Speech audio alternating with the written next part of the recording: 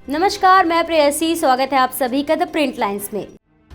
मोदी सरकार ने अपने तीसरे कार्यकाल का पहला बजट आज यानी 23 जुलाई को पेश कर दिया। वित्त मंत्री निर्मला सीतारमण ने इस दौरान देश के युवाओं की नाराजगी को दूर करने के लिए कई अहम कदमों का ऐलान किया। नीट, यूजी, नेट जैसी परीक्षाओं में धांधली और रोजगार की समस्याओं को लेकर केवल विपक्षी सरकार पर हमलावर नहीं है, बल्कि देश के युवाओं में भी रोष है। ऐसे में ये जानते हैं सरकार ने अंतरिम बजट में छात्रों युवाओं के लिए क्या ऐलान किया है और इससे पहले अंतरिम बजट में उनके लिए क्या क्या घोषणाएं की गई थी।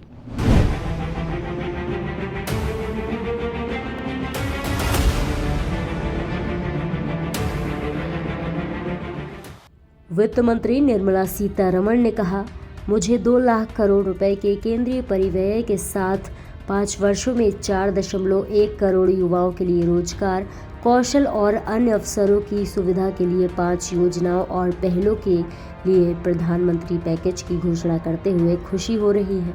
इस वर्ष हमने शिक्षा, रोजगार और कौशल के लिए 1.48 लाख करोड़ रुपए का प्रावधान किया है।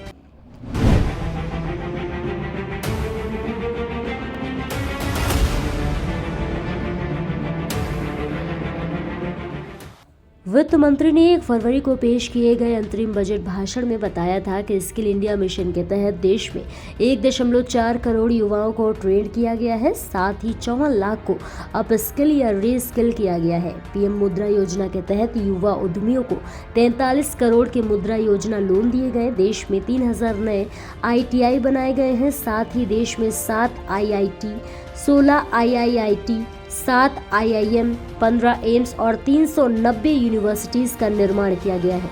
हालांकि विपक्ष दलों ने सरकार पर हमेशा ही युवा वर्ग की अनदेखी करने का आरोप लगाया है। विपक्षी दलों के अनुसार सरकार युवा वर्ग में बढ़ रही बेरोजगारी की समस्या को लगातार नजरअंदाज कर रही है। इसके साथ ही सेना में अग्निवीर जैसी योजनाएं लाकर उनके भविष्य के साथ खिलवाड़ कर रही है।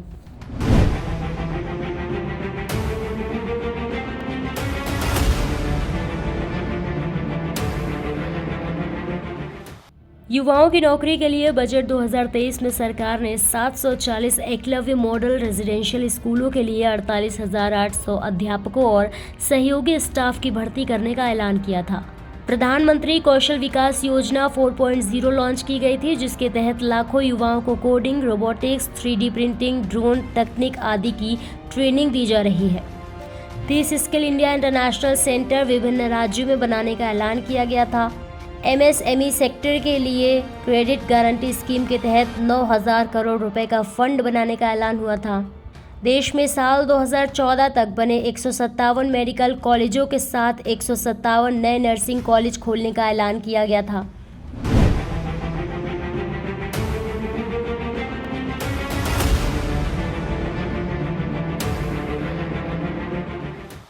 मोदी सरकार के तीसरे कार्यकाल के पहले बजट से बेरोजगारी की मार झेल रहे युवा वर्ग को भी कई अपेक्षाएं हैं।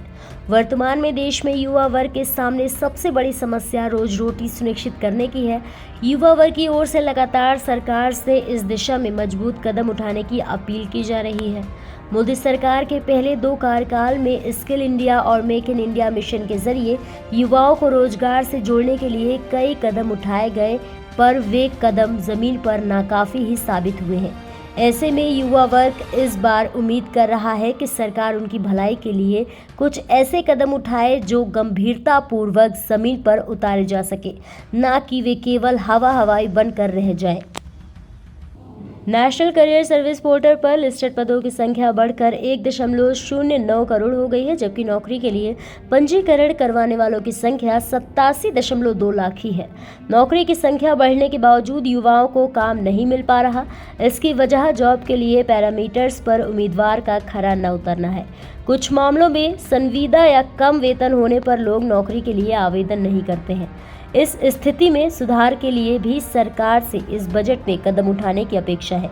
बजट पूर्व बैठकों में CII ने सुझाव दिया है कि नए रोजगार पैदा करने के लिए कौशल विकास को बढ़ावा देना चाहिए। देश में PM कौशल विकास योजना चलाई जा रही है, जिसमें आने वाले सालों में ज़्यादा से ज़्यादा युवाओं को नौकरी देने का लक्ष्य रखा जाना चाहिए।